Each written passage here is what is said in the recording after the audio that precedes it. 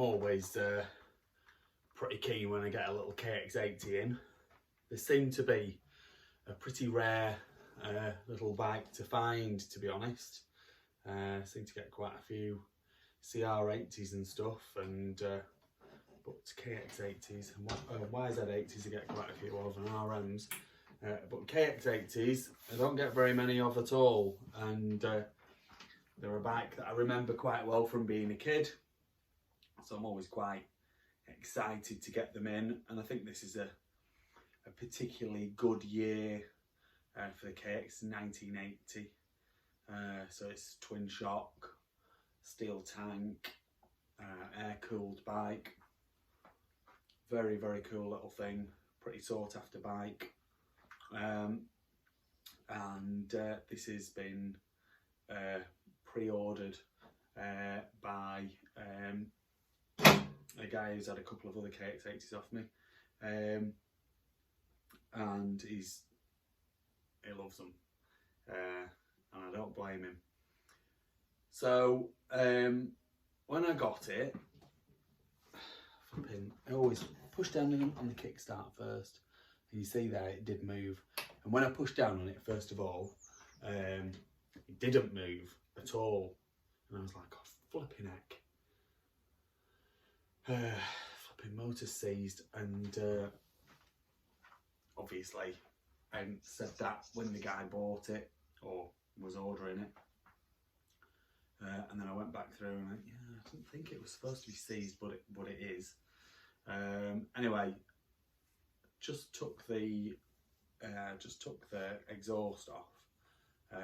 There's lots of bits that aren't bolted together on this, so I just took the exhaust off and looked up the exhaust port, and there's no piston in it.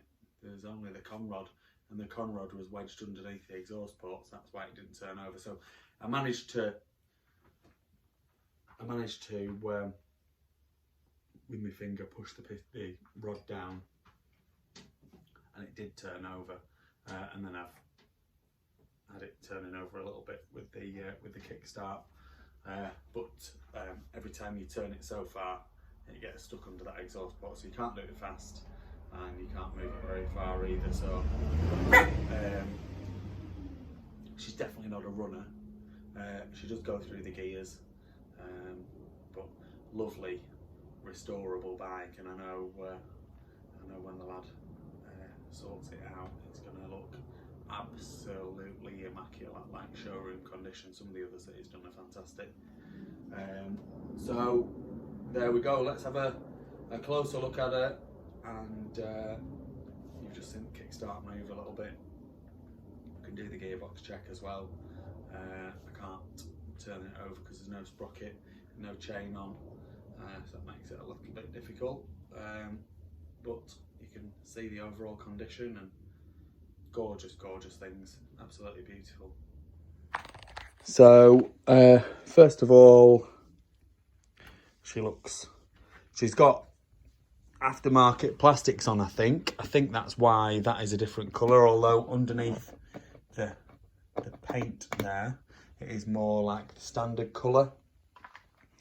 Yeah, I think that's an aftermarket plastic, that's why it's the darker green. A couple of dings and dents in the tank, nothing major, that'll push out. Original decals and original paint, obviously. A little bit rusty inside, but I've seen a lot worse, and I've seen a lot worse come up mint with use of the right products. Frame number and engine number perfectly intact. I noticed this funny looking flipping base gasket. I reckon someone's made that out of a piece of aluminium, which is obviously not what it should be.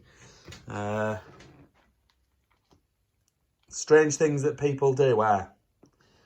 Flipping, be better off using a cornflake box. A lot better off using a cornflake box. Seat looks to be, I reckon that's probably original seat foam. Little bits and pieces on the plastics, like they've tried to brace it there. There's obviously been some damage to that plastic. it's gonna need new set of plastics anyway. Pipe looks in good nick. There's a little dent there on the seam, but other than that, looks in good nick. The frame rails look good. Just noticed that looks like the wrong bolt there to me. There is pitting on the forks, but I know the lad who's having this bike will be able to get a good deal on sorting that out. Throttle's not returning mega quick, but it does return, and carb sounds all right. Obviously can't test for a spark because of the situation with the conrod. Front wheel could do with starting to pit, so it could do with a re-chrome. But the actual rims are straight. The brake plate is in perfect condition. Like I say, wheels are straight, not damaged.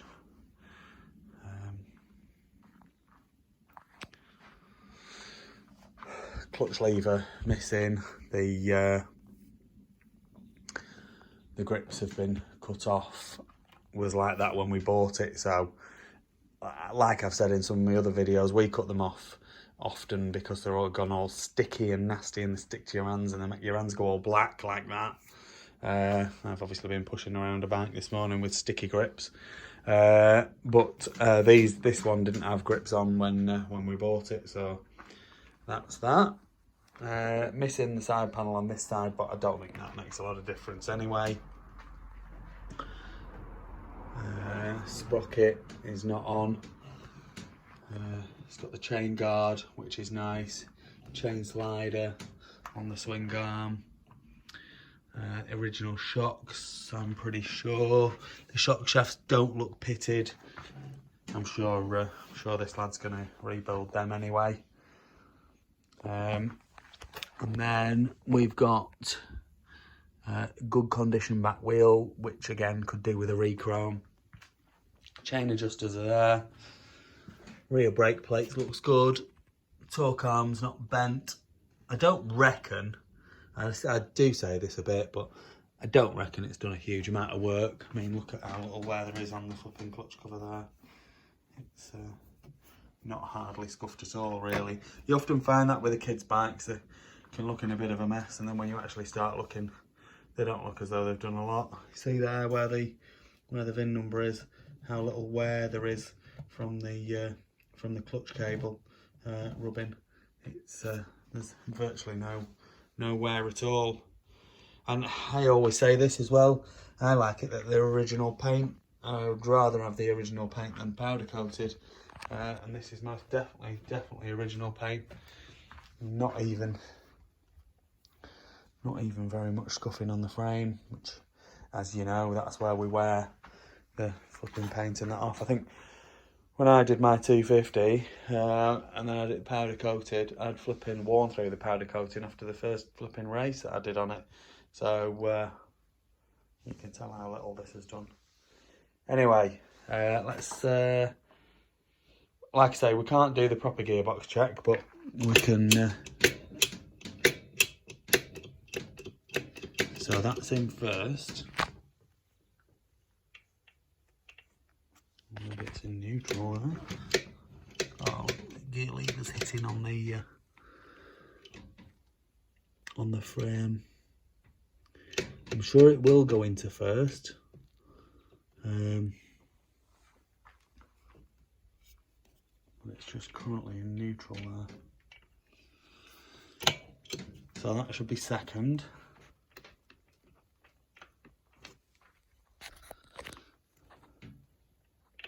And it is. And that should be third. And it is. Fourth. Third.